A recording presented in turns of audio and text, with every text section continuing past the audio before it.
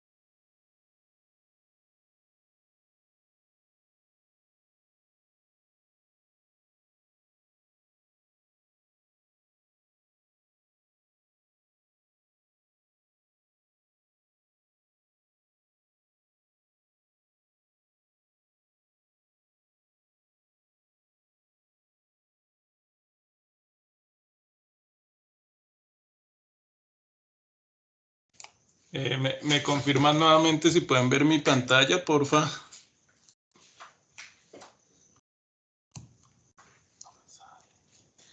Sí, señor doctor, sí se mira.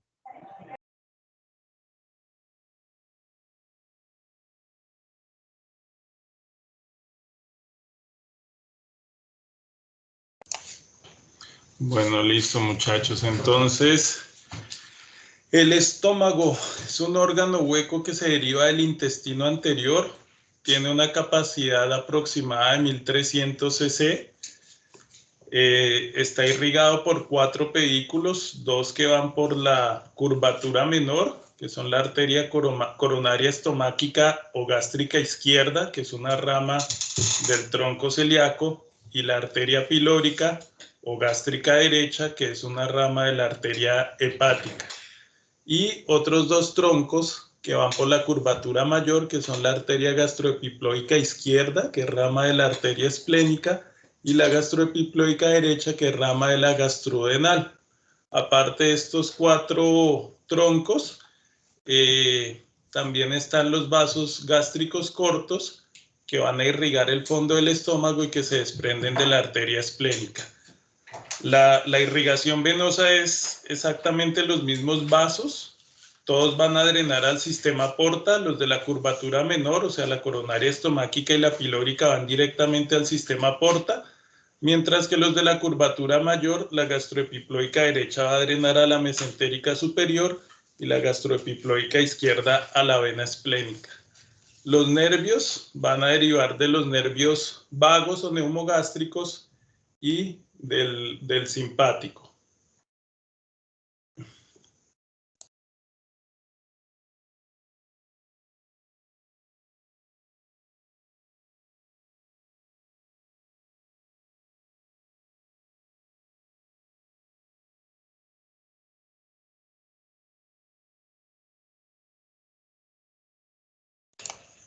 En cuanto a su histología, pues digamos que el estómago tiene 4 sectores, que son el cardias, el fundus del estómago, el cuerpo y el antro.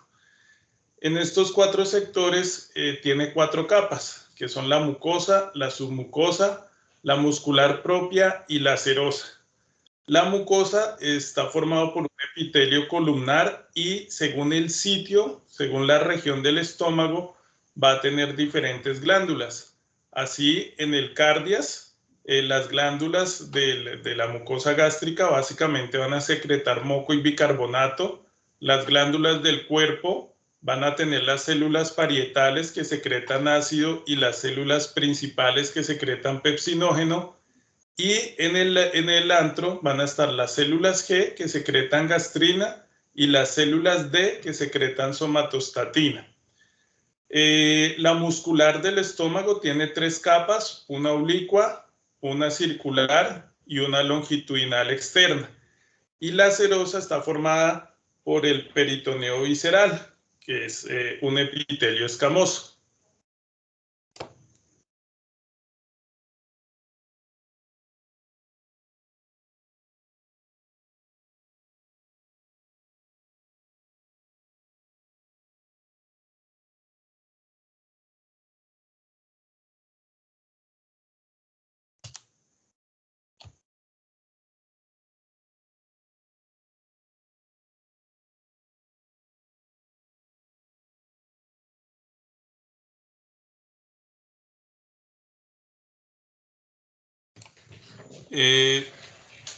Aquí entonces en estas gráficas podemos ver pues un poco mejor, digamos, lo que es la descripción de la anatomía, lo que les mencionaba, el fondo del estómago, el cuerpo y el antro, que es la posición, la parte horizontal, los dos orificios, el cardias en la parte superior y el píloro en la parte inferior.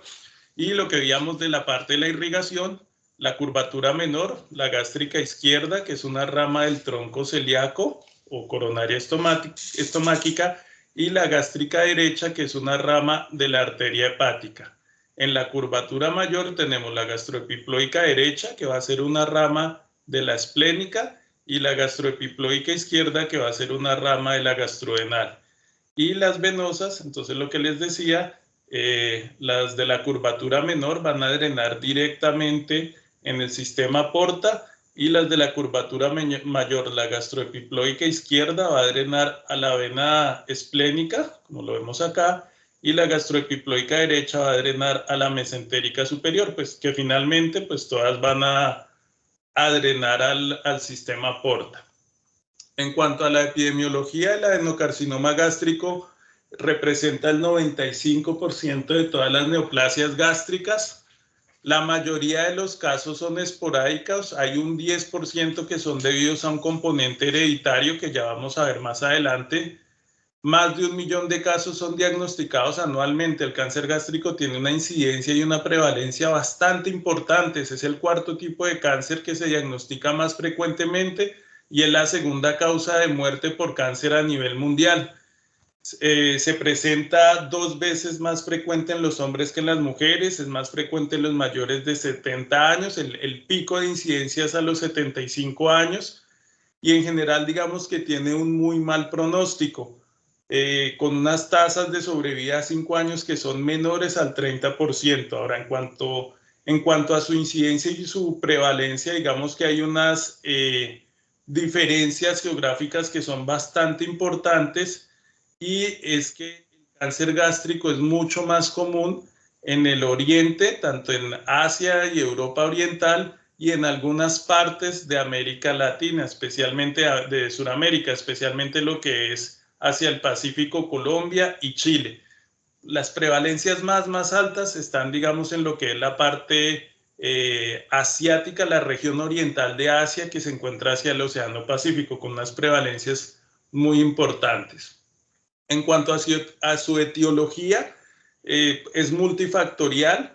Hay varios factores de riesgo que incluyen lo genético, el consumo de algunos alimentos, cigarrillo, obesidad, infección por Helicobacter pylori, anemia perniciosa, gastritis crónica, y digamos que lo común de todas estas condiciones es que van a causar inflamación y alteraciones en la mucosa gástrica que van a producir cambios metaplásicos, es decir, se va a reemplazar el epitelio del estómago por otro epitelio maduro, y finalmente esto va a llevar a displasia que por último va a evolucionar a cáncer gástrico.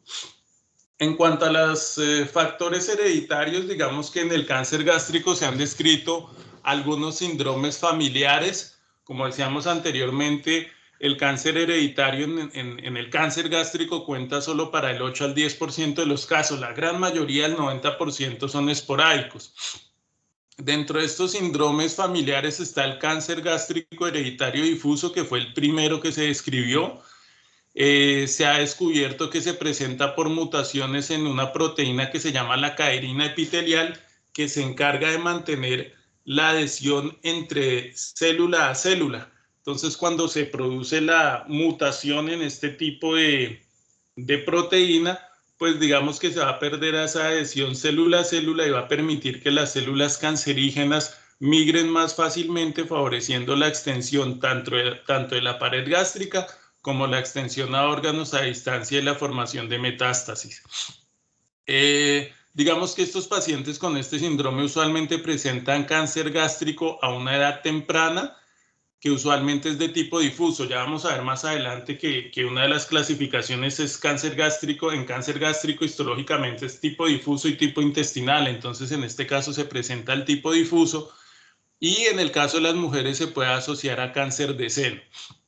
El síndrome de poliposis proximal del estómago y cáncer gástrico se caracteriza por una poliposis que se presenta usualmente en el fondo del estómago, siempre está respetado el antro y estos pólipos tienen un potencial de desarrollar cáncer gástrico. A diferencia del anterior que hablábamos que era de tipo difuso, en este caso es de tipo intestinal. No se conoce la etiología, no se conoce cuál es la mutación que va a predisponer a este tipo de cáncer. Y en estos dos tipos de cáncer, digamos que en estos dos tipos de síndromes hereditarios, lo que se les propone al paciente es su screening endoscópicos cada año o en algunos casos hacerles gastrectomía total en forma profiláctica. El tercer síndrome es el cáncer gástrico intestinal familiar que se presenta pues, en familias que tienen una alta prevalencia de cáncer gástrico. Usualmente también se presenta a edades tempranas. Este cáncer es de tipo intestinal y se transmite en forma autosómica dominante. También la causa es desconocida. Hay otros síndromes que también se asocian con cáncer gástrico, como el síndrome de poliposis familiar adenomatosa y el síndrome de Pett-Jäger, pues también se ha visto que en estos casos puede haber presencia de cáncer gástrico.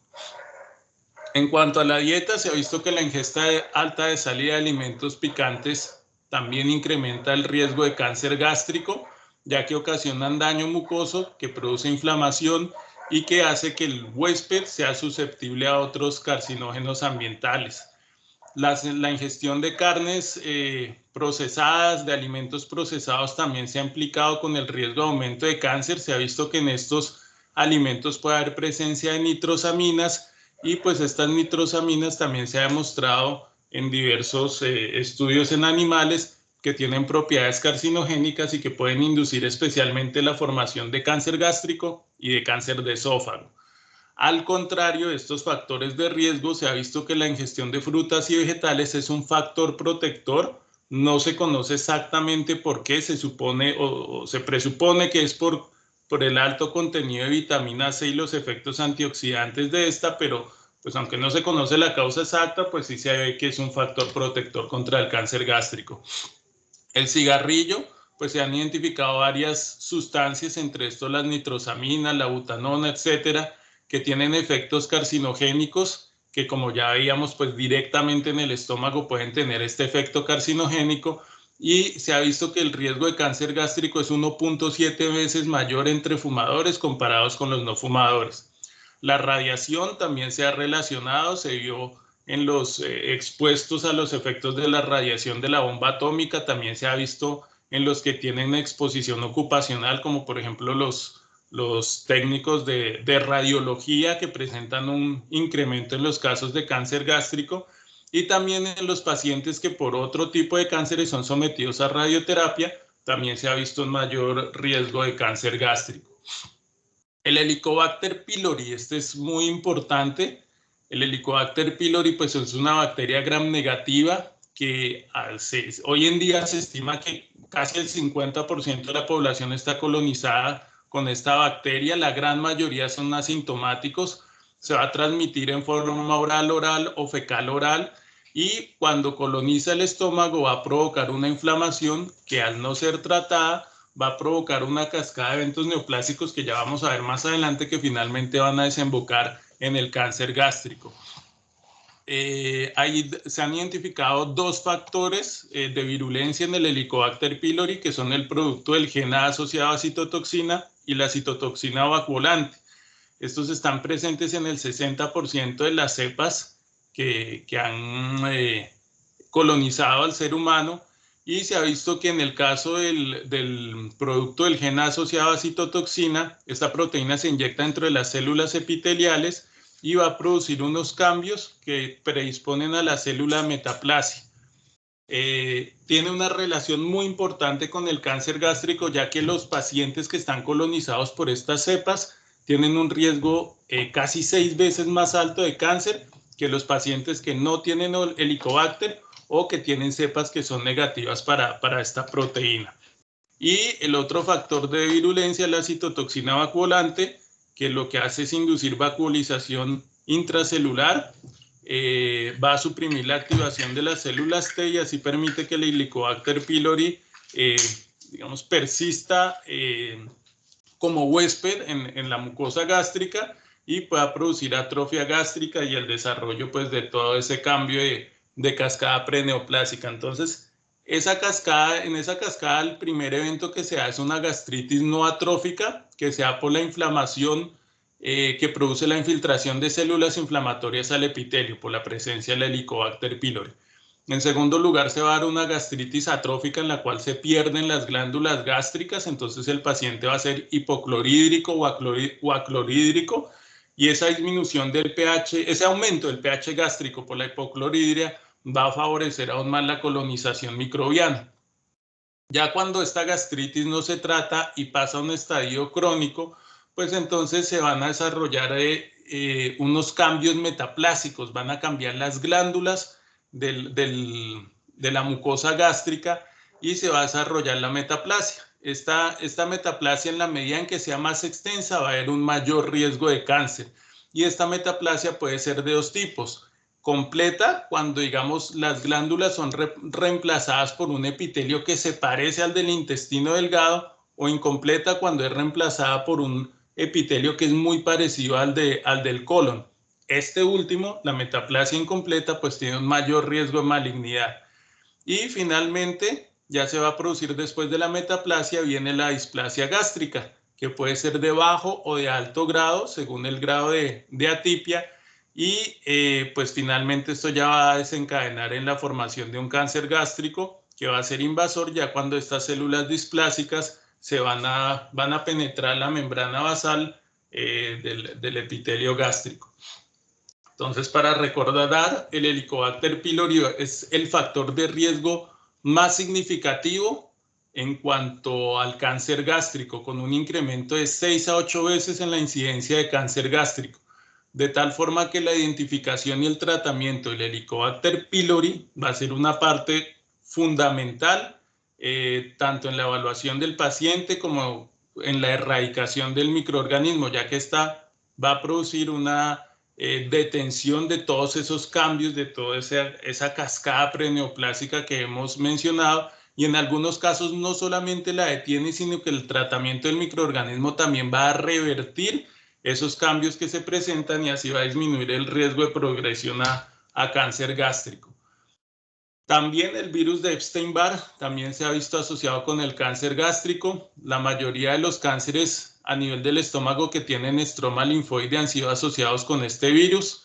Hoy en día se piensa que aproximadamente el 10% de todos los cánceres gástricos pueden ser asociados con el virus de Epstein-Barr. Más frecuentemente ocurren en el estómago proximal, y aunque no se conoce la causa exacta o la forma exacta como este virus induce a la formación de cáncer, se piensa que puede resultar por alteraciones en genes supresores de tumores por la metilación del ADN. Hay otros precursores de cáncer gástrico como la gastritis autoinmune. Básicamente se da por autoanticuerpos dirigidos contra las células parietales y contra el factor intrínseco de Kätzle. Entonces así las células parietales pues son reemplazadas y se va a disminuir la producción de factor intrínseco de Kätzle. Esto hace que no se absorba la vitamina B12, que se produzca una anemia perniciosa, y se ha visto que en estos pacientes con gastritis autoinmune y con anemia perniciosa hay un mayor riesgo de cáncer gástrico, que incluso es 3 veces superior el riesgo en estos pacientes frente a los pacientes sanos que no poseen la patología. Los pólipos gástricos, hay dos tipos de pólipos gástricos, los hiperplásicos y los adenomatosos. Los pólipos hiperplásicos son los más comunes y tienen una baja incidencia de cáncer gástrico, entre el 0,4 al 4%.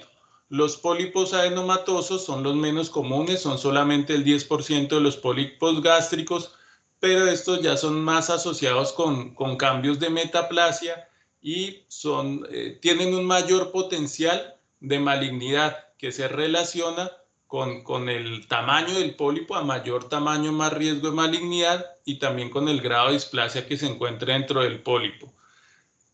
También el reflujo gástrico en los pacientes que se les ha hecho gastrectomía subtotal. Esto, digamos, hoy en día no es tan importante. Esto era más antes cuando se hacía gastrectomías para pacientes con enfermedad idiopéptica. Hoy en día es muy raro con el advenimiento de los inhibidores de las bombas de protones, pero anteriormente se veía que esos pacientes que se les hacía gastrectomía subtotal por enfermedad idiopéptica desarrollaban un reflujo alcalino por el reflujo de la bilis hacia el muñón del estómago, y eso, digamos, producía una inflamación que hacía propenso ese muñón gástrico a los carcinógenos. Entonces se desarrollaba un cáncer del muñón gástrico. Bueno, en cuanto a la presentación clínica del cáncer gástrico, pues no hay un síntoma patognomónico. Usualmente los pacientes que ya tienen síntomas se presentan con enfermedad avanzada. La mayoría de los pacientes van a tener, básicamente es un dolor abdominal inespecífico, y también pueden tener pérdida de peso, saciedad temprana, náuseas, melenas. Según la ubicación del tumor pueden también haber diferentes síntomas. Los pacientes que tienen tumores proximales, por ejemplo a nivel del cardias, usualmente van a presentar disfagia. El paciente les va a referir que no puede pasar los alimentos inicialmente líquidos y ya posteriormente sólidos, progresando a afagia total, mientras que los pacientes con tumores distales, los que se encuentran a nivel del antro, van a desarrollar el síndrome pilórico. Entonces el tumor a nivel del antro va a crecer tanto, de tal forma que obstruye la salida a través del píloro, y el paciente pues básicamente se va a caracterizar porque el paciente ingiere alimentos, se va a distender y después de unas horas va a vomitar todos los alimentos, encontrando alivio de los síntomas después de que tiene su episodio emético. Dentro de estos pacientes, dentro de estos es importante los pacientes con linitis plástica, que es un cáncer gástrico difuso. También se pueden presentar como si tuvieran una obstrucción, a pesar de que ellos no tienen en sí una obstrucción mecánica del estómago, debido a que el cáncer infiltra difusamente la pared. El estómago tiene una pobre distensión y eso hace que el paciente esté continuamente también con intolerancia a los alimentos y esté continuamente vomitando todos los alimentos que ingiere. Se recomienda que se tenga siempre en cuenta el diagnóstico de cáncer gástrico para los pacientes de más de 70 años que tienen dolor abdominal inespecífico. Acordémonos que, como mencionábamos al comienzo, es el grupo de edad en que es más prevalente el cáncer gástrico. Y también se deben tener en cuenta los pacientes que tienen dolor abdominal inespecífico y anemia crónica. La úlcera, pues el antecedente de úlcera, solo el 26% de los pacientes con cáncer gástrico tienen antecedente de úlcera gástrica, entonces pues digamos que no es tan prevalente. Y el tumor gástrico, al hacer invasión local, pues ya puede producir otros síntomas como compresión extrínseca. Por ejemplo, puede comprimir el duodeno, puede comprimir la vía biliar, puede también producir sangrado, puede invadir el colon y producir unas fístulas entre el estómago y el colon, o puede perforarse y producir pues en el paciente un abdomen agudo por perforación gástrica. Cuando ya está en estados avanzados, pues va a metastatizar a nódulos linfáticos, a hígados, a peritoneo, a los huesos, al pulmón, a la pared abdominal, y pues según esto pues ya también se va a manifestar por otros síntomas. Al examen físico pues usualmente es indetectable. Casi siempre ya cuando encontramos signos al examen físico pues tenemos una enfermedad avanzada. Dentro de esto pues lo más prevalente es el encontrar masas palpables a nivel abdominal, la presencia de ascitis o la presencia de algunos signos como el ganglio de Virchow, el ganglio de la hermana María José, el ganglio irlandés, o pues todos esos signos que ustedes ven ahí anotados que pueden sugerir la presencia de un cáncer gástrico. En cuanto a los exámenes diagnósticos, el laboratorio, pues digamos que se deben hacer unos exámenes básicos como el hemograma en búsqueda de signos de anemia, los test de función hepática, bilirrubinas, transaminasas, fosfatasa alcalina, que cuando se encuentran alterados pueden sugerir la presencia de enfermedad metastásica. Siempre en los pacientes con cáncer gástrico debemos hacer el estudio nutricional, entonces pedir albúmina, prealbúmina, para valorar el estado nutricional del paciente. Y los marcadores tumorales son bastante inespecíficos. El más específico de cáncer gástrico es el CA72-4, pero aún así solamente se elevan en 1/3 de los pacientes. Entonces, digamos que no deben hacer parte del diagnóstico de cáncer gástrico, sino que su utilidad es más para monitorizar los pacientes que ya han sido operados. Entonces, digamos que cuando sus valores se elevan, nos pueden indicar que haya una recurrencia del cáncer gástrico. Entonces, su utilidad es más para monitorizar esos pacientes que ya han sido tratados. La endoscopia de vías digestivas altas es el gold estándar para el diagnóstico. A través de la endoscopia pues vamos a ver el tumor, podemos tomar biopsias y confirmar la histología de la enfermedad. También nos puede ayudar para confirmar la presencia de Helicobacter pylori o la presencia de lesiones precancerosas. Entonces los pacientes que tengan metaplasia, que tengan gastritis atrófica, pues también nos va a alertar sobre estos pacientes. Como mencionaba anteriormente, la linitis plástica, acuérdense que la linitis plástica es lo que les decía, que el tumor infiltra, digamos, difusamente la pared gástrica. Entonces, estos tumores, la infiltración se da por debajo de la mucosa, se da solamente en la submucosa y en la muscular propia. Entonces, muchas veces en la endoscopia revisan la parte de la mucosa y en la parte mucosa no se observan lesiones. Entonces, y al tomar las biopsias muchas veces son negativas. Entonces, en estos pacientes con linitis plástica, no siempre es fácil el diagnóstico por endoscopia y se debe tener un alto grado de sospecha para pues, hacer este diagnóstico. Casi siempre lo único que se ve por endoscopia es que el estómago no distiende bien por la infiltración de las paredes. Ahora, la endoscopia tiene una limitación y es con las lesiones tempranas, con lesiones pequeñas, muchas veces no son fácilmente visibles por endoscopia, pero digamos que hoy en día han surgido otras técnicas como la cromoendoscopia, que es la utilización de tinciones, y esas tinciones permiten que las lesiones sean más fácilmente visualizables al ojo humano que cuando se utiliza luz blanca. También está la endoscopia de alta resolución con imágenes de banda estrecha y la endoscopia de alta resolución con magnificación, que permite que se puedan identificar más fácilmente estas lesiones tempranas. Entonces, pues acá es algo para que ustedes vean cómo se ve la endoscopia con imágenes de alta resolución. Arriba está la endoscopia normal y abajo la endoscopia con imágenes de alta resolución, que prácticamente es casi como si se estuviera realizando la endoscopia con un microscopio. El ultrasonido endoscópico o la ecoendoscopia es también una importante ayuda junto a la endoscopia de vías digestivas altas para el diagnóstico de cáncer gástrico. Lo más importante de la ecoendoscopia es la valoración de la profundidad del tumor y también nos va a permitir evaluar los ganglios linfáticos. Entonces, en la ecoendoscopia permite en el estómago distinguir 5 capas: mucosa, mucosa profunda, submucosa, muscular propia y serosa. Entonces, permite distinguir estas capas y hasta qué profundidad llega el tumor. Entonces, nos va a ayudar mucho en el T, en el estadio T, que vamos a ver más adelante, de la lesión tumoral. Como les decía, pues permite evaluar los ganglios linfáticos y sobre todo permite la toma de biopsias. Entonces, muchas veces cuando el ganglio linfático es sospechoso, se puede realizar un BACAF o biopsia aspiración con aguja fina del ganglio linfático, y con ese BACAF podemos saber si el ganglio linfático está infiltrado por cáncer o no. Entonces, permite que la estadificación del tumor sea mucho más exacta.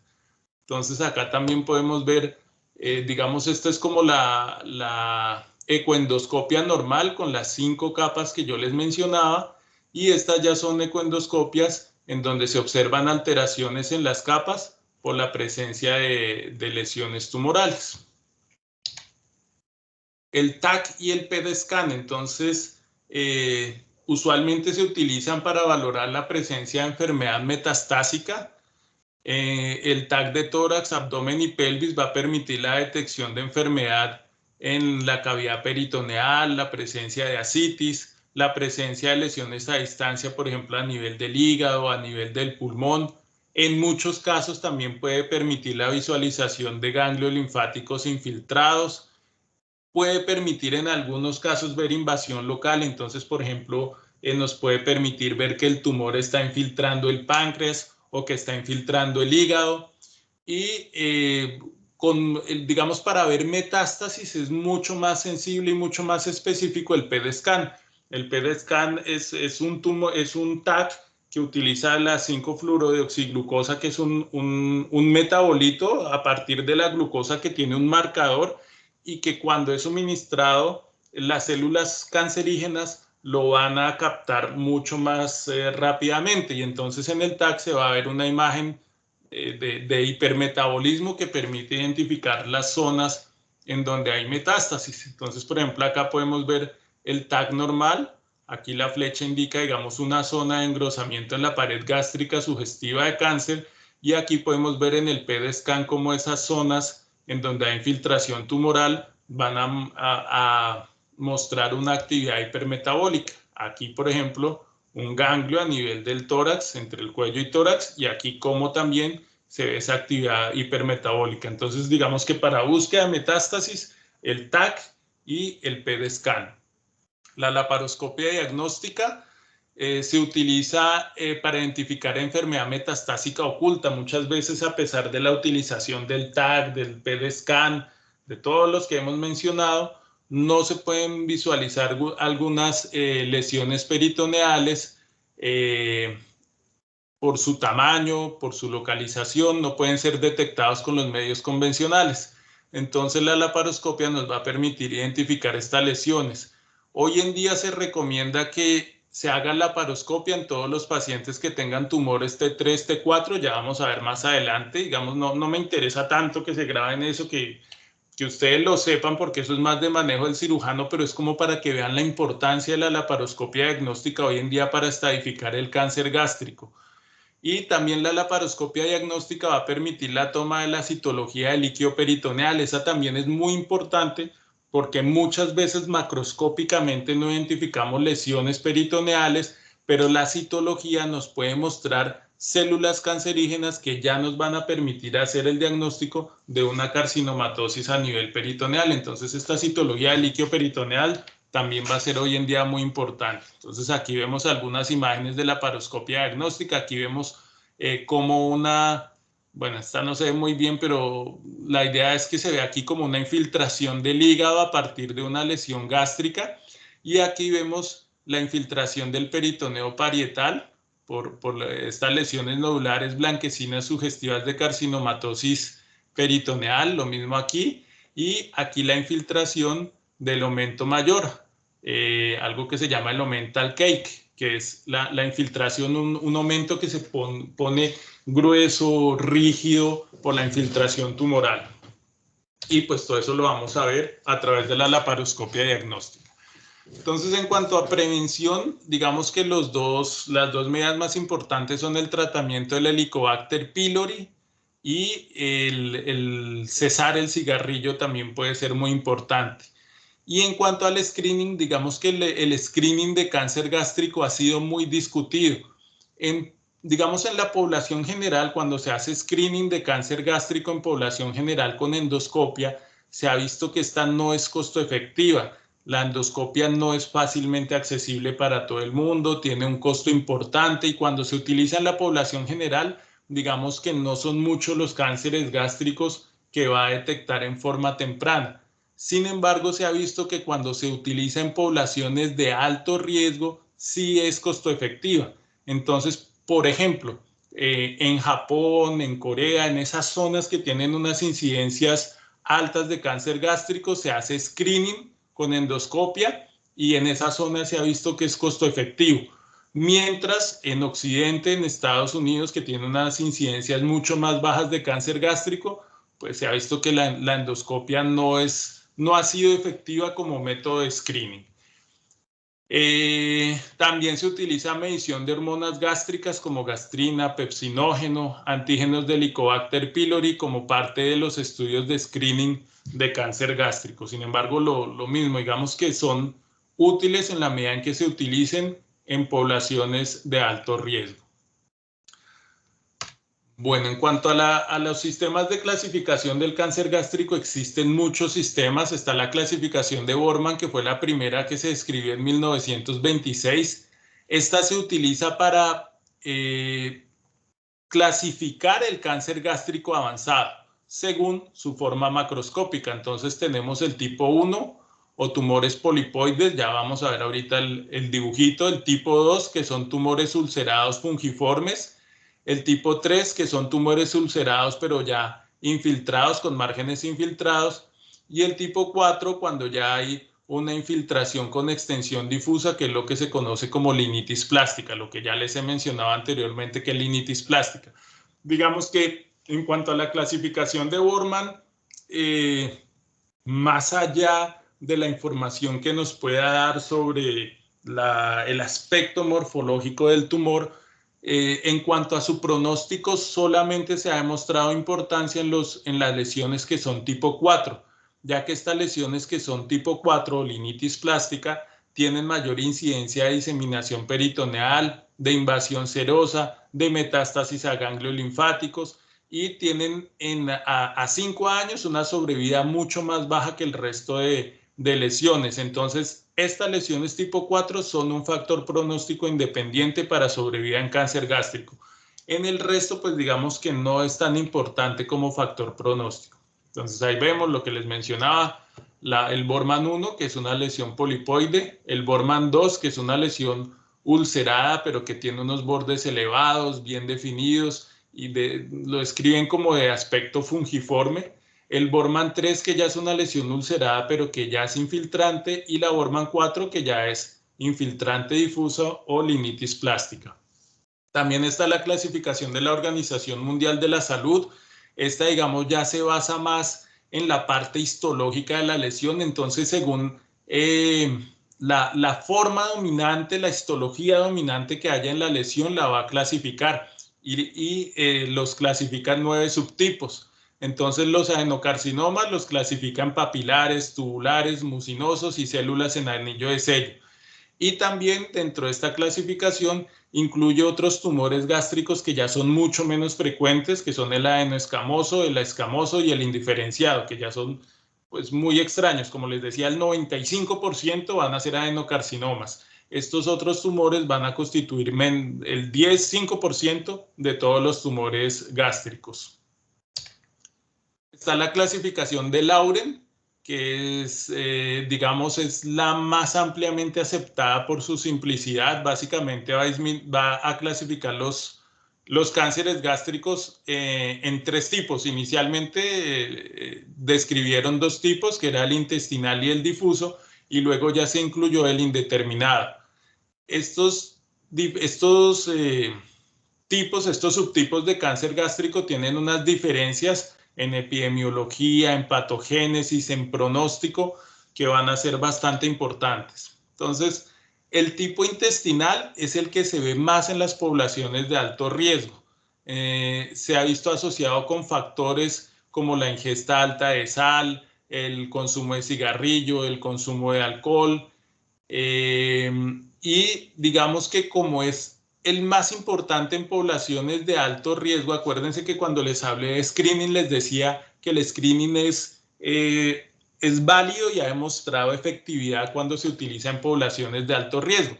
Entonces, como este es el tipo más prevalente en poblaciones de alto riesgo, las estrategias de screening han hecho que disminuya la incidencia de este tipo de cáncer gástrico, del tipo intestinal. Ahora, en este tipo, la presencia de Helicobacter pylori es la que nos va a dar la cascada de eventos que mencionábamos anteriormente, el paso por gastritis atrófica, por metaplasia, por displasia. Es en este tipo de cáncer que se va a ver presente. Y a diferencia del tipo difuso, digamos que también se puede ver Helicobacter pylori, pero no se da, digamos, todas esas lesiones precancerosas, ese paso que les mencioné por gastritis crónica, atrófica, displasia, no se va a ver como en el tipo intestinal. Este tipo ya va a ser más común entre pacientes jóvenes, entre mujeres y entre poblaciones en quienes la incidencia de cáncer gástrico es más baja. Entonces, digamos, no sean poblaciones que sean de alto riesgo, por lo cual su incidencia no se ha visto afectada por los estudios de screening. En este tipo de cáncer se ha visto que hay la pérdida de la proteína caderina, la que mencionábamos al comienzo, y histológicamente se caracteriza por la presencia de células en anillo de sello. Se me había olvidado mencionarles, en las de tipo intestinal se ven los tipos tubular, papilar, mucinoso, mientras que en la de tipo difuso la característica es la presencia de células en anillo de sello. La presencia de estas va a dar el diagnóstico de tipo difuso. Este tipo de cáncer va a ser mucho más agresivo y es usualmente el que va a dar lugar a la limnitis plástica. También está otra clasificación que es la de la Sociedad Endoscópica Japonesa, que se utiliza más para cáncer gástrico temprano. Se clasifica en 4 tipos: crecimientos que protruyen, que es el tipo 1, el tipo 2, que son crecimientos superficiales, que puede ser elevado, plano, deprimido, el tipo 3, que es el crecimiento excavado, y el tipo 4, que es el crecimiento infiltrativo. Entonces, digamos, ahí lo pueden ver ustedes gráficamente. Es muy parecido, digamos, a la clasificación de Borman, pero la diferencia es que la clasificación de Borman, esta clasificación japonesa es para cáncer gástrico temprano, es decir, que involucra solamente el epitelio y la submucosa, mientras la clasificación de Borman ya es para cáncer gástrico avanzado. Es básicamente como esa la diferencia. Entonces acá en esta tablita vemos los diferentes tipos de clasificación: la de Borman, la de la Sociedad Japonesa, la clasificación de la Organización Mundial de la Salud y la clasificación de Lauren, pues que ya las desglosamos anteriormente. Ahora la estadificación. Para estadificar el cáncer gástrico existían 2 sistemas. Uno era el TNM y el otro era el sistema de clasificación de la Asociación de Cáncer Gástrico Japonesa. Hasta hace poco tiempo eran diferentes, diferían sobre todo en lo que era la clasificación de las metástasis a ganglios linfáticos y de las metástasis a órganos a distancia. Sin embargo, ya en la última edición de la clasificación de la Asociación Japonesa, se unificaron los criterios con el TNM. Entonces, digamos que hoy en día la estadificación que se utiliza es el TNM. Como ya lo han visto, me imagino, en otros órganos, pues básicamente se trata de clasificar el T según la profundidad de la invasión del tumor, el N según los ganglios linfáticos que estén comprometidos y el M por la presencia o no de metástasis a distancia. Y va a ser muy importante porque este va a ser un factor pronóstico de sobrevida y de tasas de recurrencia local para el cáncer gástrico. Entonces acá lo podemos ver, el T. Entonces, pues si quieren, digamos, acá está escrito. Ya les voy a mostrar un poquito más gráficamente cómo es la clasificación. Ya les muestro. Acá de pronto lo pueden ver un poquito mejor. Entonces acá vemos las lesiones T1, que digamos que pueden invadir el epitelio, la membrana basal o hasta la lámina propia. Las lesiones T1B, que acá no está especificado, pero las lesiones T1B y que son a partir de las cuales se considera que el cáncer gástrico es avanzado, son aquellas que infiltran hasta la submucosa. Es decir, estas 3, epitelio, membrana basal, lámina propia, muscularis mucosa, todas son cáncer gástrico temprano. La T1B, que es la que infiltra la submucosa, ya se considera a partir de ahí cáncer localmente avanzado. Esta es la T2, es la que infiltra la muscular propia. T3 infiltra hasta la subserosa. T4A infiltra hasta la serosa, es decir, el peritoneo visceral. Y T4B ya cuando infiltra estructuras vecinas. Los ganglios linfáticos, entonces, se dividen en N1 cuando hay metástasis en 1 a 2 ganglios, N2 cuando hay metástasis en 3 a 6, N3 cuando hay metástasis en más de 7 ganglios linfáticos. Y pues las metástasis M1 cuando hay metástasis a distancia y M0 cuando no hay metástasis a distancia. Entonces, para el manejo de cáncer gástrico es muy importante la diferenciación que se hace entre cáncer gástrico temprano y cáncer gástrico avanzado. Entonces, esto está dado por la profundidad de la invasión del tumor a la pared gástrica, es decir, básicamente está dado por el T. Entonces era lo que les mencionaba yo anteriormente. El cáncer gástrico temprano es definido como el cáncer que invade superficial a la submucosa, es decir, los tumores T1A, independiente de si hay ganglios linfáticos, del tamaño del tumor, la condición es que invada superficial a la mucosa. Entonces, lo que yo les mencionaba, estas 3 lesiones, ya cuando invade la submucosa, a partir de ahí se considera cáncer gástrico localmente avanzado. Entonces, el cáncer gástrico localmente avanzado van a ser los tumores desde el T1B hasta el T4.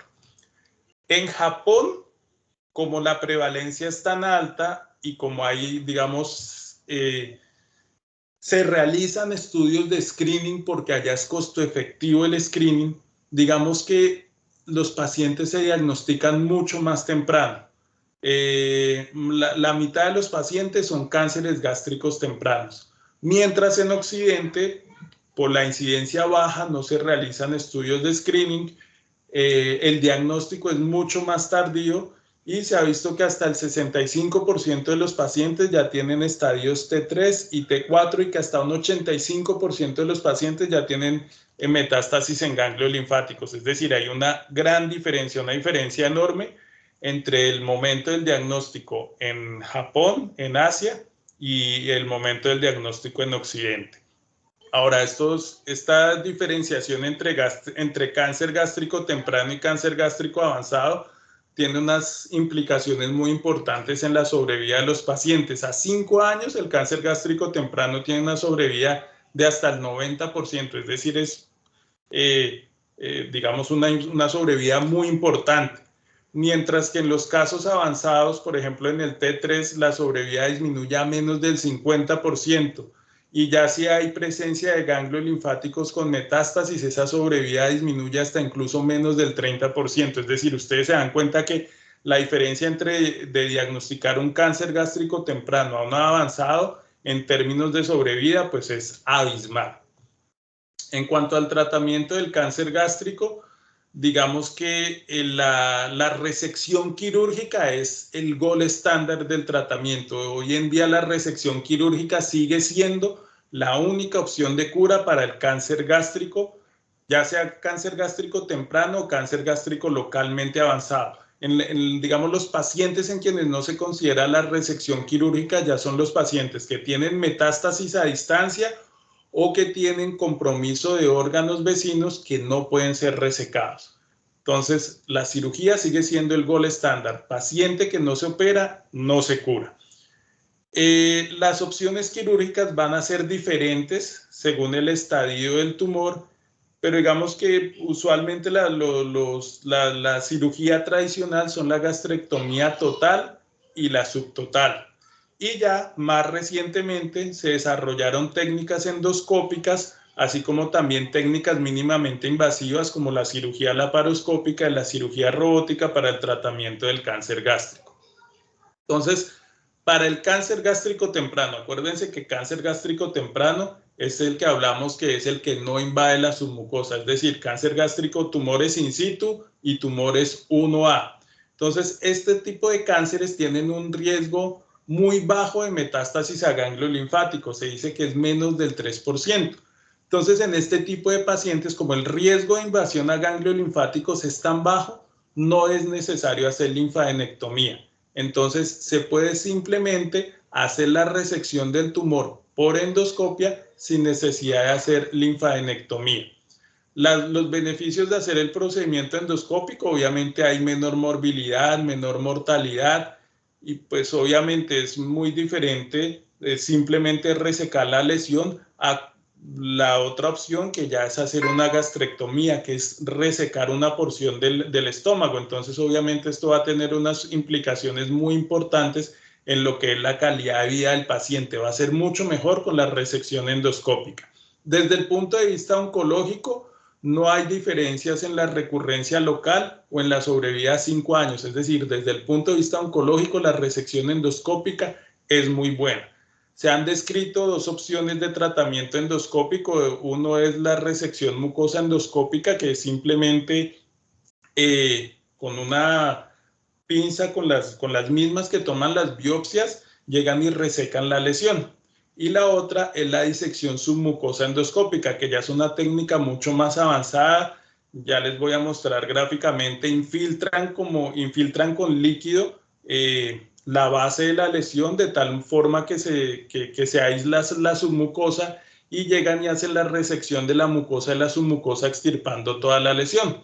Entonces, es mucho mejor la disección submucosa porque pues tiene, obviamente ya se puede resecar en bloque la lesión, entonces nos da unos márgenes negativos, tiene menos tasas de recurrencia local. Tiene la desventaja de que es un procedimiento mucho más especializado, requiere mucho más entrenamiento, entonces no todos los endoscopistas lo saben realizar. De hecho, aquí en nuestro medio son muy pocos. Este es un procedimiento que se desarrolló más en Japón, en Corea, en esos sitios donde el cáncer gástrico temprano es tan prevalente. Entonces, digamos que requiere un entrenamiento mucho mayor, el tiempo de realización es mucho más largo y tiene un poco más de complicaciones. Obviamente, como es más profunda la disección en la resección mucosa, pues obviamente solo la mucosa, en la disección submucosa ya es una disección mucho más profunda, pues hay mayores tasas de sangrado, de perforación, de estenosis por la resección que se realiza. Entonces, oncológicamente es mucho mejor, pero tiene un poco más de complicaciones. Sin embargo, digamos que la resección endoscópica, sea cual sea la técnica, la resección mucosa endoscópica o la disección submucosa endoscópica, hoy en día es el tratamiento inicial para el cáncer gástrico temprano. Y usualmente es el tratamiento definitivo. Solamente cuando se le hace la resección al paciente y se encuentran algunos factores de riesgo que puedan indicar que hay metástasis a los ganglios, ya se procede a realizar una gastrectomía. Entonces, cáncer gástrico temprano, lo primero que se hace es la resección endoscópica. Se manda eso a estudio patológico. Si la resección fue completa y no hay factores de riesgo para metástasis en ganglios, ese fue todo el tratamiento del paciente. Si por el contrario, los márgenes de la resección no son negativos, es decir, si la resección no fue completa y hay factores de riesgo para metástasis en ganglios, ya pasamos a realizar la gastrectomía. Bueno, ahí les anoté factores que pueden sugerir que haya metástasis en los ganglios. Está la invasión linfovascular, la invasión de la submucosa, tumores mal diferenciados, que haya ulceración o gran tamaño. Entonces, pues cuando se detecta algo de eso en la patología de la resección endoscópica, se pasa a realizar la gastrectomía. Entonces, acá está la disección submucosa endoscópica. Entonces, es lo que les comentaba yo, que se infiltra la base de la lesión con un líquido. Entonces, al infiltrar eso, levanta la lesión y permite que posteriormente, con algo parecido a un electrobisturí, se haga la resección de la lesión. Entonces, acá lo podemos ver esquemáticamente y como se vería en la vida real. La resección quirúrgica abierta, entonces la resección quirúrgica abierta es el estándar, el gold estándar de manejo para los pacientes que ya tienen enfermedad localmente avanzada. Entonces, nuevamente, recordemos, enfermedad temprana hasta T1A, enfermedad localmente avanzada T1B, ya cuando se está afectada la submucosa. Entonces, desde el tumor T1B hasta el tumor T4, la resección quirúrgica es el tratamiento, el gold estándar. Como les mencionaba yo anteriormente, importante que no haya metástasis a distancia. Si ya hay metástasis a distancia, pues ya es un paciente que no se va a beneficiar de la resección quirúrgica. El propósito de la cirugía va a ser la resección radical de la lesión, es decir, todos los márgenes de resección deben estar libres de tumor y todos los ganglios linfáticos que puedan estar comprometidos deben ser resecados. Los márgenes, la idea es alcanzar una resección R0. No sé si de pronto ya en los otros cánceres les han mencionado. Hablar de una resección R0 es cuando los márgenes microscópicamente son negativos. R1 es cuando microscópicamente los márgenes son positivos para tumor. Y R2 es cuando macroscópicamente, cuando a simple ojo, vemos que los márgenes están infiltrados por tumor. Entonces, la idea es que en cáncer gástrico, en la resección, se debe alcanzar un R0, que los márgenes sean negativos. Y para lograr eso, la sugerencia es que la resección sea 5 centímetros por encima y 5 centímetros por debajo de la lesión cancerosa. Cuando con esos márgenes no podemos alcanzar una resección que sea macroscópicamente negativa, es decir, nosotros vemos que en el sitio en donde vamos a hacer la resección hay invasión tumoral, pues ese paciente ya no se beneficia tampoco de resección quirúrgica. Ahora, el tipo de cirugía va a depender del tamaño del tumor, de la localización, de la histología, pero básicamente vamos a tener dos tipos de cirugía, la gastrectomía parcial y la gastrectomía total. Entonces, cuando los tumores son del tercio medio y distal del estómago, se hace la gastrectomía subtotal, es decir, se reseca ese tercio medio, ese tercio distal del estómago, pero se conserva la parte proximal del estómago. Entonces, después, al hacer la gastrectomía, hay tres opciones de reconstrucción, de volver a reconstruir esa continuidad intestinal. Uno es la gastroduodenostomía Billroth 1. Entonces, ya les muestro. Entonces, digamos, se hace la resección del tercio medio y del tercio distal del estómago. Entonces, ¿cómo se hace la reconstrucción? Uno es el Billroth 1, que es unir el duodeno a la porción de estómago que nos quedó. Esto. Entonces, digamos que esa técnica, pues, es la mejor en el sentido de que es la más fisiológica, ya que va a permitir, obviamente, preservar el paso normal del estómago al duodeno. Pero es mucho más difícil de realizar porque, pues, el duodeno es un órgano que es bastante fijo, está unido al páncreas, entonces no es fácil llevar el duodeno a ese muñoncito de estómago. El otro es la gastroyeyunostomía Billroth 2, que es, entonces, cuando no podemos llevar el duodeno a ese muñoncito del estómago, entonces se va a subir el yeyuno. Entonces, esto es el Billroth 2, que es una anastomosis del estómago al yeyuno. ¿Cuál es el inconveniente que tiene? Uno, que hay una sutura más, porque pues acá es el duodeno se deja cerrado con una sutura y el duodeno siempre tiene un riesgo de filtrarse y de abrir, de formar una fístula duodenal. Y el otro es que la bilis pues, va a transitar por esta asa intestinal y puede refluir hacia el estómago, hacia este muñón. Entonces puede producir gastritis por reflujo y lo que les mencionaba anteriormente, incluso puede volver a producir cáncer del muñón gástrico por ese reflujo de la bilis hacia el estómago. Entonces esas son las desventajas. Y la tercera forma de reconstrucción es la gastroyeyunostomía tipo Y de Rux, que es la más utilizada, que básicamente consiste en que se secciona el yeyuno. Una parte del yeyuno se sube y se anastomosa al muñón del estómago y la otra parte del yeyuno se une al asa que viene desde el duodeno. Entonces, ¿eso qué hace?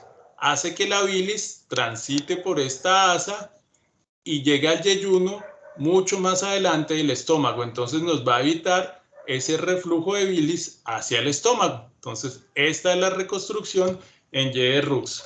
Entonces pues esta reconstrucción va a disminuir el riesgo de gastritis por reflujo. Como les digo, pues es la más utilizada hoy en día y es la que digamos tiene una mejor calidad de vida y tiene una menor tasa de complicaciones cuando se compara con los otros dos tipos de reconstrucción, con el Billroth 1 y el Billroth 2. El tipo de reconstrucción no afecta los resultados oncológicos. Digamos que básicamente el tipo de reconstrucción va a estar dado por... El tipo de reconstrucción va a estar dado por... digamos, otras implicaciones como son el tamaño del tumor, el reflujo alcalino, pero no por el aspecto oncológico. Ahora, cuando el tumor es proximal, entonces pues lo que se realiza es la gastrectomía total, es decir, se reseca la totalidad del estómago, incluyendo el cardias y el píloro. Y en estos casos, la reconstrucción que se va a hacer es una reconstrucción en Y de Rux. Entonces, básicamente lo mismo. Se reseca todo el estómago, lo que les mencionaba, se corta el yeyuno, una parte del yeyuno se va a subir al esófago, en este caso como se quitó todo el estómago, pues ese pedazo de yeyuno se va a unir al esófago y el asa que viene desde el duodeno se va a anastomosar al yeyuno mucho más abajo de la anastomosis entre el esófago y el yeyuno. Entonces así se va a evitar el reflujo de bilis hacia el esófago. Pues el problema es que tiene una alta tasa de complicaciones, ya que esa anastomosis que se forma entre el esófago y el yeyuno, pues tiene un alto riesgo de fugar y de formar fístula. Entonces, digamos que eso le da un riesgo bastante alto, tiene una tasa de complicaciones mayores al 30%, y digamos que también se ven afectadas otros aspectos de la calidad de vida del paciente. Obviamente el paciente ya no tiene muñón gástrico, entonces tiene una menor capacidad de almacenaje del alimento, entonces el paciente va a tener que comer en cantidades mucho más pequeñas, y también al suprimir las glándulas gástricas, pues no se va a producir factor intrínseco de Castle, entonces digamos que se va a ver afectada la absorción de vitamina B12, se puede producir anemia perniciosa, y se ha visto que en estos pacientes también se afecta la absorción de hierro y la absorción de vitamina D. Entonces estos pacientes pueden tener también anemia por deficiencia de hierro y pueden tener también trastornos de osteoporosis por la deficiencia de vitamina D. Entonces digamos que este tipo de reconstrucción pues tiene unas implicaciones bastante importantes en la calidad de vida del paciente, y en la medida que sea posible siempre se va a favorecer la gastrectomía subtotal, que digamos tiene muchas menos implicaciones en calidad de vida del paciente. Se debe favorecer la gastrectomía subtotal. Hay otra técnica que se ha escrito últimamente, que es la gastrectomía proximal, que es decir, si el tumor está localizado en la parte proximal del estómago, pues se retira solo la parte proximal del estómago y este muñón que queda del estómago se pega al esófago, como lo vemos aquí en el dibujito.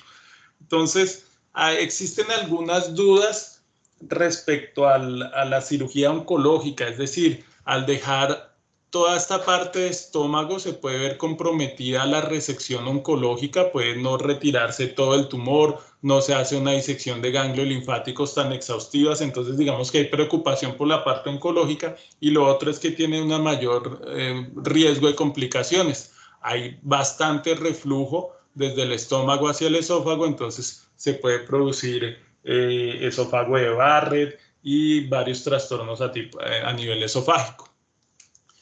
Las técnicas mínimamente invasivas, entonces la primera gastrectomía por laparoscopia se realizó en 1994, desde entonces pues la laparoscopia ha evolucionado a pasos gigantes. Hoy en día en Japón se dice que hasta un 20-25% de las gastrectomías se realizan por laparoscopia, en Occidente eso es mucho menor, se habla entre el 5 al 10%.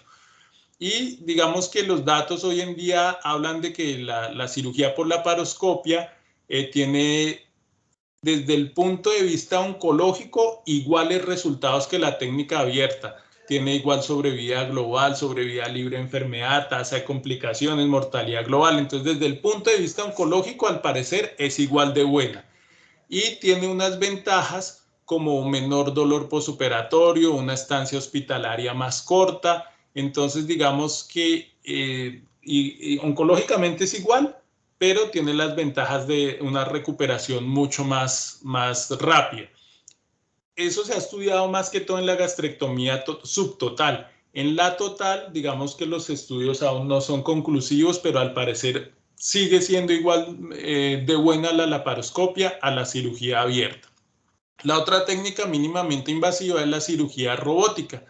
También se ha visto que desde muchos puntos de vista no hay diferencia con la cirugía abierta en lo que es la tasa de complicaciones, la mortalidad postoperatoria, diferencias en la sobrevida, es igual a la cirugía abierta. La desventaja que se asocia con mayores tiempos quirúrgicos, y obviamente la cirugía robótica implica mayores gastos, porque pues requiere un equipo que es bastante costoso y un entrenamiento mucho más exhaustivo por parte del cirujano, pero tiene algunas ventajas como menor pérdida sanguínea, menor estancia hospitalaria y también una recuperación más pronta del paciente. Digamos que la gastrectomía robótica hoy en día se ha visto que tiene beneficios sobre la gastrectomía abierta, pues por lo que mencionamos, la pérdida sanguínea, la estancia hospitalaria, la recuperación más rápida del paciente. Pero cuando se enfrenta la gastrectomía robótica a la laparoscópica, aún no es claro cuál tiene más ventajas. Al parecer, cuando se enfrenta la robótica a la laparoscópica, los resultados son los mismos. Entonces, pues digamos que esto tendería a favorecer un poco a la laparoscópica por pues, los menores costos que implica. Ahora, adicional a la gastrectomía se debe hacer la disección de los ganglios linfáticos. Entonces, en el cáncer gástrico es muy importante la presencia o ausencia de metástasis en los ganglios linfáticos. Digamos que es un indicador pronóstico muy importante. Cuando los ganglios linfáticos son negativos, es mucho mejor la sobrevida de los pacientes y es mucho menor la tasa de recurrencia de cáncer. Entonces, es muy importante el estado de los ganglios linfáticos. Las tasas de metástasis a los ganglios linfáticos depende de la profundidad del tumor. Entonces, en los tumores tempranos es mucho menor que en los tumores avanzados. Y digamos que siempre, adicional a la gastrectomía, se debe hacer la linfadenectomía. Se deben retirar los ganglios linfáticos porque esto disminuye la recurrencia local, permite una estadificación más exacta y mejora la sobrevida global del paciente. Entonces, los japoneses dividieron los ganglios linfáticos del estómago en 16 estaciones. Lo importante de eso es saber que las 6 primeras son los ganglios perigástricos, los que están adyacentes al estómago. Las otras 10 ya son las que están localizadas cerca de los vasos mayores, por ejemplo, a la aorta, a la arteria hepática, a la arteria esplénica, a la aorta. Entonces ellos los dividieron en esas 16 estaciones. Y según esta división, se establecieron 3 tipos de linfadenectomía o de vaciamiento ganglionar. La tipo 1 solamente implica los ganglios perigástricos. La tipo 2, aparte de los ganglios perigástricos, también habla de resecar los ganglios linfáticos de las arterias hepáticas, de la gástrica izquierda, del tronco celíaco, de la arteria esplénica, el hilio esplénico. Y esta disección tipo 2, como la describen los japoneses, también involucra resecar el páncreas distal y resecar el vaso. Y la linfadenectomía D3 ya es cuando se resecan también los ganglios linfáticos de la porta y de la región periaórtica. Entonces, pues, digamos que esto tampoco me interesa que se lo sepan, esto es más del cirujano, pero es, digamos, como para que ustedes entiendan la importancia de la disección de los ganglios linfáticos y la controversia que hay en este tema. Este tema ha sido muy controversial porque digamos que los japoneses han hablado de que la gastrectomía siempre debe ir acompañada de una linfadenectomía de 2, ¿sí? Mientras que en Occidente usualmente se hacen linfadenectomías de 1.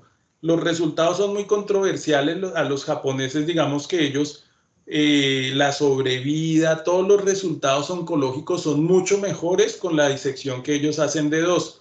Pero en Occidente, cuando se hacen disecciones de 2, se ha encontrado que aumenta la mortalidad, la morbilidad. Entonces eso ha llevado a que en Occidente no se realice tanto la disección de 2. ¿En qué hay acuerdo? En que siempre se deben resecar por lo menos 15 ganglios linfáticos para estadificar exactamente el tumor. Siempre por lo menos mínimo 15 ganglios.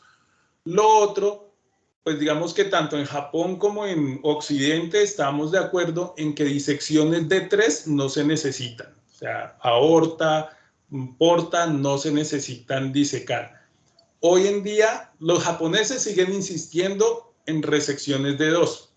En Occidente se está hablando más de algo que se llama la disección de 2 modificada o de 1+, que consiste en sacar los ganglios perigástricos, resecar los ganglios de la arteria gástrica izquierda, la hepática común, el tronco celíaco y no resecar ni el páncreas ni el vaso. Entonces, digamos que hay como esa pequeña variación. Entonces, es como hacer una disección un poco más del D1, pero no tan exhaustiva como la que hacen los japoneses. Entonces ese tema de los ganglios linfáticos sigue siendo bastante discutido.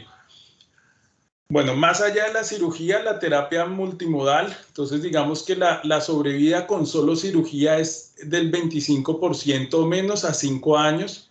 Los estudios han mostrado que la cirugía sola, así sea con la resección de dedos que hacen los japoneses, que es la resección pues más exhaustiva que hay, van a tener unas tasas inferiores de sobrevida y de recurrencia cuando se compara esa cirugía sola a terapia multimodal. ¿Qué incluye la terapia multimodal? Puede ser quimioterapia, puede ser quimiorradioterapia, puede ser quimioterapia solo después de la cirugía. Digamos que se han hecho muchos estudios, aún no está claro cuál es la mejor opción, pero hoy en día se favorece la quimioterapia perioperatoria. ¿Qué es quimioterapia perioperatoria? Es cuando se da quimioterapia antes de la cirugía, que es lo que se conoce como quimioterapia neoadyuvante, y quimioterapia después de cirugía o quimioterapia adyuvante, ¿listo? Entonces, ¿qué ventajas tiene la quimioterapia que se da antes de la cirugía o quimioterapia neoadyuvante?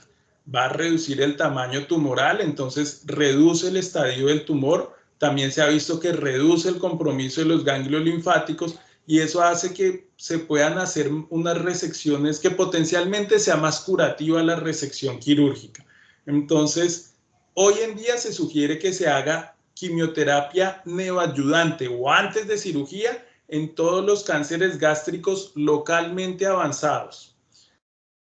Y la quimioterapia después de cirugía, cuando se adiciona quimioterapia después de cirugía, se ve que mejora la sobrevida global, que mejora la sobrevida libre de enfermedad, que mejora las tasas de recurrencia local, las tasas de recurrencia a distancia. Entonces, todo esto ha hecho que hoy en día la quimioterapia perioperatoria, es decir, quimioterapia antes de cirugía y después de cirugía, o dicho de otra forma, quimioterapia neoadyuvante y quimioterapia adyuvante, sean el estándar de manejo para cáncer gástrico en el hemisferio occidental. ¿Listo? Entonces, la quimioterapia antes y después de cirugía hoy en día es el estándar de manejo. También se probó la radioterapia. La radioterapia, digamos que su principal rol es para el tratamiento del cáncer a nivel local, a nivel regional. No tiene ningún efecto en la enfermedad metastásica, sino solo a nivel local. El rol en cáncer gástrico es controversial, pero en general digamos que los estudios muestran que no hay mejoría en la sobrevida con radioterapia. Entonces, hoy en día la radioterapia no es recomendada actualmente. No se recomienda que adicionemos radioterapia a esa quimioterapia que mencionábamos anteriormente. Solamente recomiendan radioterapia cuando la cirugía no ha sido completa. No ha sido completa es que no se logran márgenes negativos o cuando no se resecan los 15 ganglios linfáticos que mencionábamos anteriormente. Pero en general la idea que quiero que les quede es que la radioterapia hoy en día no se recomienda. Y el otro esquema es solamente quimioterapia adyuvante. Entonces acuérdense, cuando hablamos de quimioterapia perioperatoria, hablábamos de quimioterapia antes y después de la cirugía. Cuando hablamos solo de quimioterapia adyuvante, es quimioterapia solamente después de la cirugía. Este tipo de quimioterapia ha sido más estudiado es en Japón y en Oriente. Aquí en Occidente casi no se ha estudiado. Allá los estudios de Japón dicen que tiene ventajas en la sobrevida global, en la sobrevida libre de enfermedad, cuando se enfrenta a la resección quirúrgica sola. Y también disminuyó las tasas de recurrencia a nivel local, a nivel peritoneal, en cuanto a metástasis a distancia. Entonces, digamos que estos resultados muestran que la quimioterapia después de cirugía también es mucho mejor que cuando se hace cirugía sola y que es una buena alternativa para también para los pacientes. Y en Asia es el estándar de manejo. Entonces aquí encontramos otra diferencia. En Asia usan más solamente quimioterapia adyuvante después de cirugía, mientras en Estados Unidos utilizan más quimioterapia perioperatoria, o sea, antes y después de cirugía. Entonces es otro tema en el que no hay mucho acuerdo. La quimioterapia también se puede utilizar para pacientes con cáncer gástrico avanzado, entonces pacientes ya con enfermedad metastásica o pacientes que tienen tumores que invaden estructuras vecinas como la aorta o como el páncreas y que no se puede resecar, entonces estos pacientes también pueden ser candidatos para quimioterapia. En estos pacientes se ha visto que la quimioterapia mejora la sobrevida y mejora la calidad de vida. Y digamos que si el paciente se deja solamente con medidas paliativas, la sobrevida es aproximadamente 3 a 4 meses, mientras que si se adiciona quimioterapia, la sobrevida puede ser incluso de 1 año y, como mencionábamos anteriormente, con mejor calidad de vida. Y para terminar, en cáncer gástrico se está manejando ahora lo que es la terapia molecular dirigida. Básicamente se han utilizado sustancias, uno es el trastuzumab, un anticuerpo monoclonal contra el receptor 2 del factor de crecimiento epidérmico humano, y el ramucirumab, que es un inhibidor del receptor 2 del factor de crecimiento endotelial vascular. Este básicamente es un antiangiogénico. Entonces, estas terapias moleculares hoy en día se utilizan en los pacientes que tienen enfermedad metastásica. En los pacientes que tienen enfermedad metastásica y en quienes no se pudo realizar la resección del cáncer gástrico, se ha visto que el uso de estos medicamentos va a mejorar la sobrevida. Sin embargo, no se sabe o todavía no se utilizan en los pacientes en los que se considera que el cáncer gástrico puede ser resecable. ¿Listo? Entonces se usan en cáncer metastásico o irresecable. En los que es resecable, digamos que todavía no tienen un rol establecido. Y pues hay varios estudios que se están desarrollando actualmente para mirar si estas moléculas pueden tener algún tipo de utilidad en el escenario ayudante, es decir, en los pacientes que se van a llevar a cirugía, antes de cirugía o cuando se hizo cirugía, después de cirugía, si este tipo de moléculas pueden ayudar en el tratamiento del cáncer gástrico. Entonces, listo, muchachos. Eso era todo lo que tenía para presentarles acerca del cáncer gástrico. No sé si tengan alguna duda, alguna pregunta.